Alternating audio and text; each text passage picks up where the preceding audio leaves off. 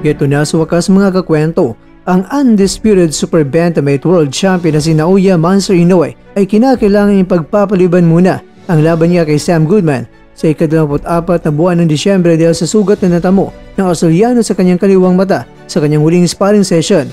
Magsasalpukan sana ang dalawa sa Ariake Arena, Kotoko sa Tokyo, Japan. Pero ang tanong, wala bang kapalito replacement? Sa ngayon mga kwento ay tikumpa ang bibig ng Team Inoue patungkol sa posibleng papalit kay Goodman para matuloy lang ang laban ni Inoue para lang masalba o masave ang petsa at syempre ang mabuksingerong kasama din sa fight cards. Pero alam nyo ba mga kwento, kung ang ating pagbabatayan ay ang balitang ibinunyag ng Boxing News 24/7 ng bansang Amerika ay sinabi nila na walang masyado interesado na mga boxing fans na gusto talaga mapanood ang laban ni Inoue na ang kanyang mga titulo ay dinidepensahan niya kontra yan kay Goodman. Dahil ang laban na ito para sa mga boxing fans ay nakikita nila bilang isang mismatch talaga.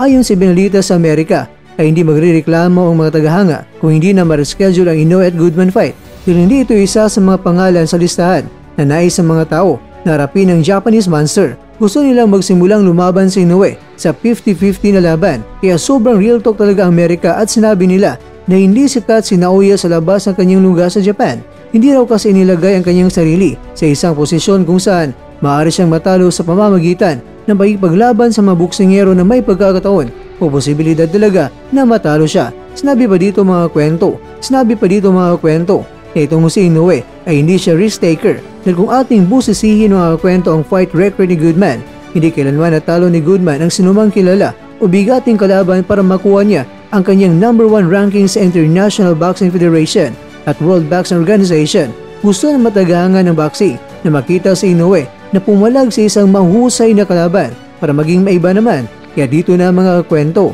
binanggit ang dalawang mapangalan ng mga top contenders sa Super Bantamweight Division at yan ay walang iba kundi sina Morjan Akhmadalib at ang angas ng Pinas sa si John Riel Casimero. Naku, ayan na, pati bala ang Amerika ay may bilang pa rin talaga para sa kanila itong si Casimero na gusto pa rin nilang makasagupan ni Inoue bilang kapalit sana ni Goodman o di kaya makaharap sa darating na panahon. Dahil ayon sa balita, si Goodman ay isa lamang sa mahabang linya ng mga nakakadismaya na kalaban hinarap ni Inoue sa kanyang 12 years na professional na karera. Yan naman mga kwento, pati ang mga ibinabalita sa Amerika ay talagang hindi pa rin pala sila nasisaya na itong si Inoue ay hindi lumalaban sa mga risky fighters. At ang nakakatuwa, dahil kung ang ibang makababayan natin ay tila ba wala nang bilang si Casimero, pero iba rin pala ang pananaw ng American boxing media kay Casimero dahil parang tinik pa rin sa lalamunan si Casimero para kay Inoue. Dahil pati nga ang American media ay gusto nila na mapanood ang salpukan nila Casimero at Inoue o di kay Inoue kontra kay Akhmadalib. Pero speaking of Akhmadalib mga kwento, habang ginagawa ko ang video ito ay winasak niya ang Mexicanong si Ricardo Espinosa via round 3 technical knockout. Kaya siya na ngayon ang bagong WBA Interim Super Bantamweight Champion.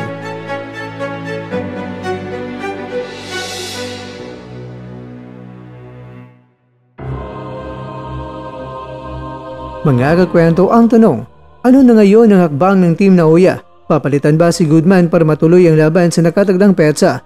O di kaya postpone muna ang bakbakan nila? Well mga kakwento, ang kasagutan ay postpone po mga kakwento at ngayong susunod na taon na yan sa ika-24 na araw ng buwan ng Enero.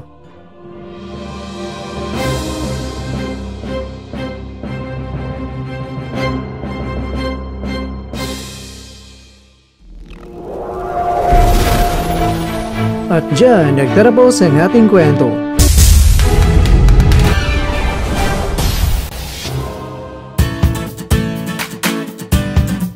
Maraming salamat mga kakwento sa inyong panonood. Pero baka naman mga kakwento ay nagustuhan niyo po ang kwento natin ngayon. Baka pwede niyo po akong mabigyan dyan ng like, subscribe at pa-click na rin sa bell button.